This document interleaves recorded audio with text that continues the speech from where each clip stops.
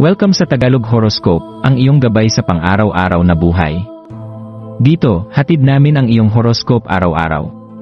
Alamin kung ano ang naghihintay para sa iyo sa pag-ibig, trabaho, kalusugan, at swerte. Samahan kami para mas maunawaan mo ang mensahe ng universo para sa iyong araw. Huwag kalimutang mag-subscribe, i-like ang aming mga video, at i-share sa iyong mga kaibigan. Simulan natin ang araw ng may inspirasyon mula sa mga bituin.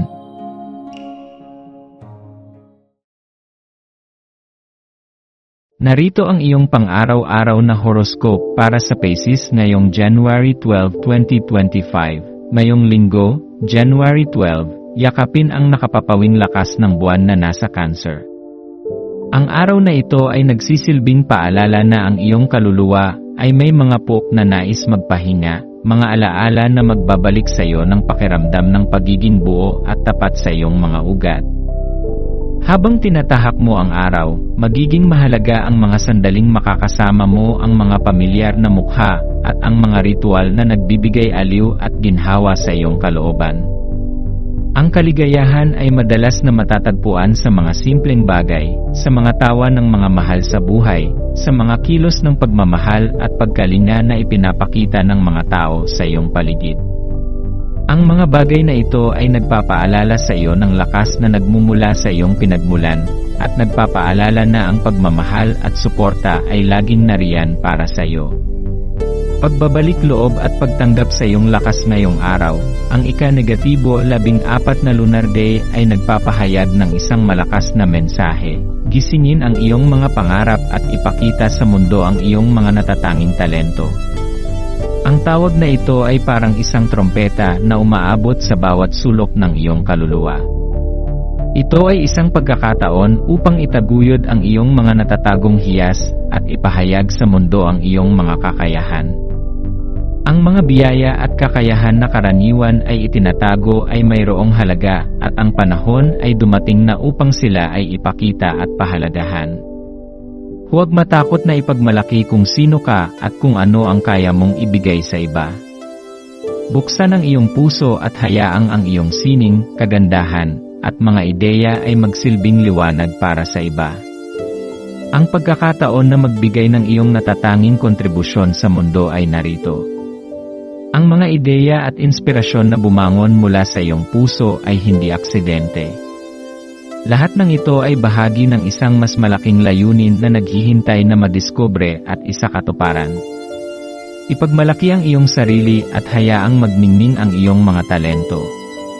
Pagbuo ng mga hangganan ng puso at emosyonal na proteksyon, ngunit habang ikaw ay umaabante, hindi rin mawawala ang mga pagkakataon ng emotional vulnerability. Ang araw na ito ay nagsisilbing paalala na mahalaga ang pagtatakda ng mga hangganan sa iyong emosyonal na kalagayan. Ang pagkakaroon ng mga hangganan ay hindi nangangahulugang ikaw ay magiging matigas o malayo sa ibang tao, kundi ito ay isang paraan ng pagpapakita ng pag-aalaga sa iyong sarili. Kung wala tayong mga proteksyon sa ating puso, madaling mawalan tayo ng balanse at magbukas sa mga negatibong epekto ng labis na pagpapakumbaba at pagpapalawak ng ating emosyon sa iba.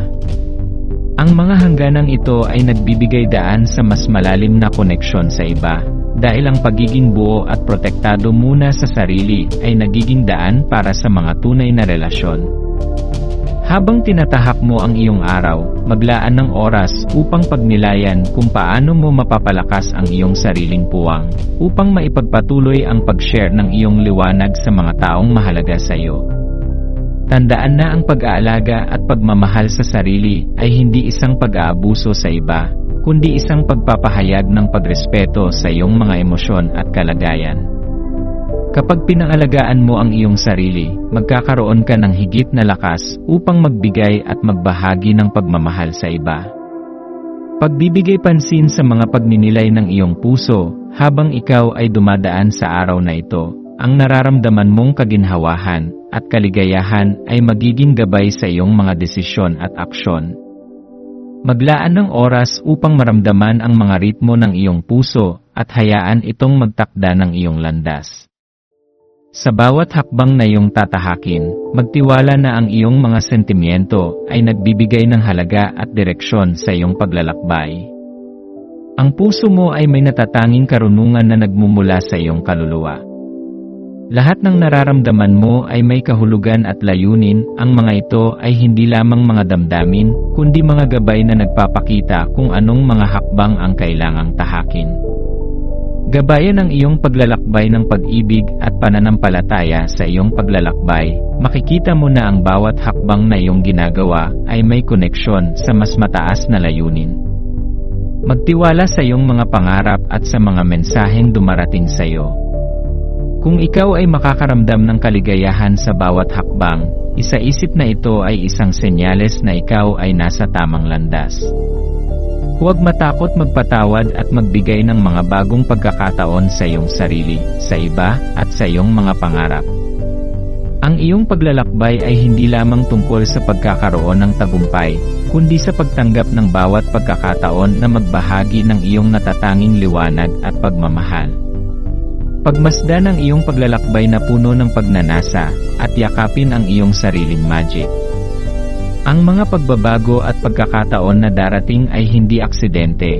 Ang mga ito ay mga pagkakataon upang mas mapagtanto mo ang iyong pinagmulan, ang iyong mga pangarap, at ang mga biyayang dala mo sa mundo.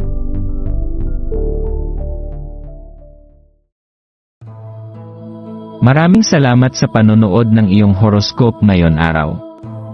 Naway gabayan ka ng mga bituin sa iyong landas. Huwag kalimutang mag-like, share, at subscribe para sa iba pang cosmic na kaalaman. Hanggang sa muli, manatiling konektado sa universo.